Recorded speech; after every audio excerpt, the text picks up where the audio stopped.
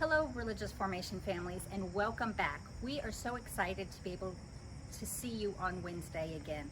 We are so looking forward to being able to pray, learn, and share our faith again with you. I want to take this opportunity to go over a few of our new protocols we've set in place this year to keep everyone healthy and safe. So, the first thing I'm going to discuss is our arrival procedure. Our arrival procedure this year is going to look a lot different than it has in years past. So with arrival, for our 4:30 class, you can begin to drop your child off starting at 4:20, and for our 6:15 class, starting at 6:05. You will not be able to drop your child off prior to those times. So if you get here a little early, your child is going to have to wait in the car with you. We are not unlocking the building until 4:20 and 6:05. Now, when you drop your child off, there are a few things they need to remember that they have. They're going to need to remember to have their supplies with them. The supplies list is located in this family newsletter. It's also included in our family handbook. Then they will need their textbook. They won't have their textbook the first day because the textbooks will be distributed. But after the first day, the children need to bring their textbook with them to class every week. They're also going to need to remember to bring their mask. So 3 very important things that they need to know when you drop them, or make sure that they have when you drop them off. Their supplies, their textbook, and mask. And their mask needs to go ahead and be on because they're not going to be allowed into the building until their mask is on. Also, for the first night of classes, you have to make sure you have signed the participant consent form that I have sent out via the newsletter before your child can enter the building on Wednesday. So if you have not had a chance to sign it and fill it out and turn it in, make sure you give it to your child Wednesday before they come to class, because if not, we're going to be calling you back to have you sign that form.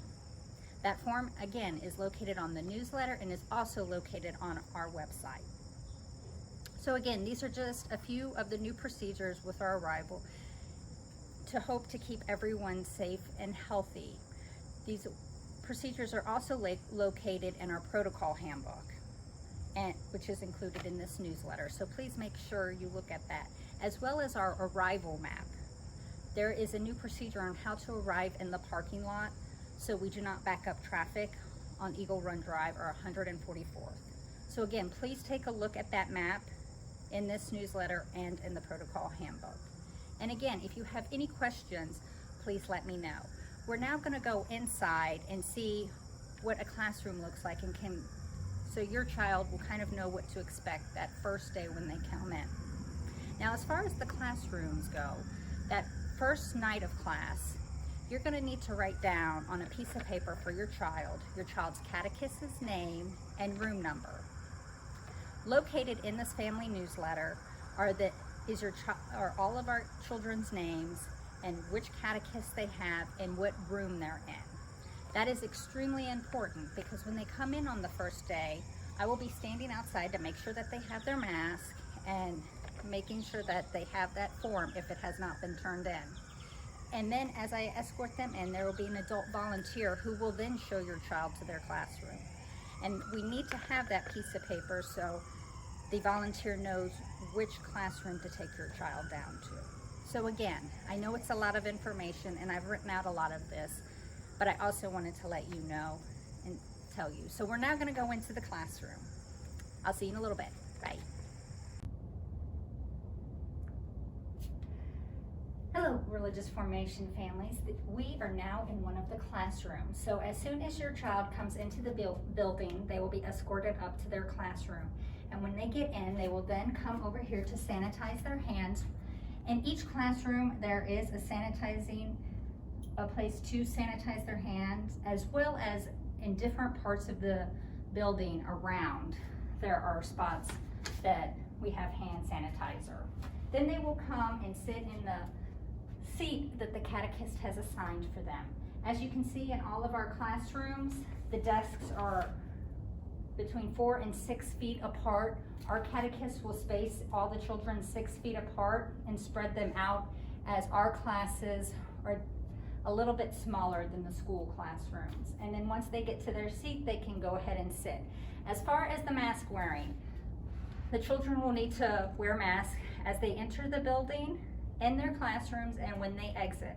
Catechists will give mask breaks during independent time. So again, this is what our classroom looks like.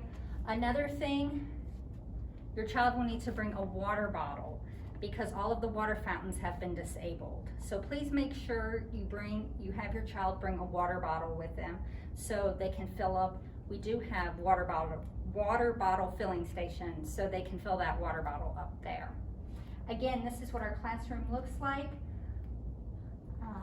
Again, if you have any questions, please ask me. Our protocol, look in our protocol handbook for all the sanitizing and all the touch surface cleaning we're doing. I do want to mention, after school, these classrooms are sanitized. In between both of our class sessions, the rooms are sanitized. And then right after our 6:15 class, the rooms are sanitized. So again, if you have any questions, reach out to me or take a look at the protocol handbook because it has a bunch of more information included in that. Again, thank you very much, and we'll now go and talk about dismissal. Hello, Religious Formation families. Again, I'm here to talk to you today about the dismissal procedure.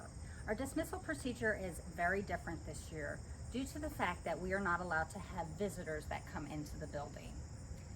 So because of that, our dismissal will take place outside in front of the school on the 2 walkways. And we also have 2 dismissal times this year. So for our 4:30 class, our first dismissal time is 5:35, and that is for families with the last name of A through J. So at 5:35, the parents with last names of A through J will be standing out here on the walkway, and their children will be escorted out to them. Our second dismissal time for the 4:30 class is 5:45, and those are families with the last name of K through Z. And again, those parents will be waiting outside here on the 2 walkways, spread apart 6 feet, and we will escort your child out to you.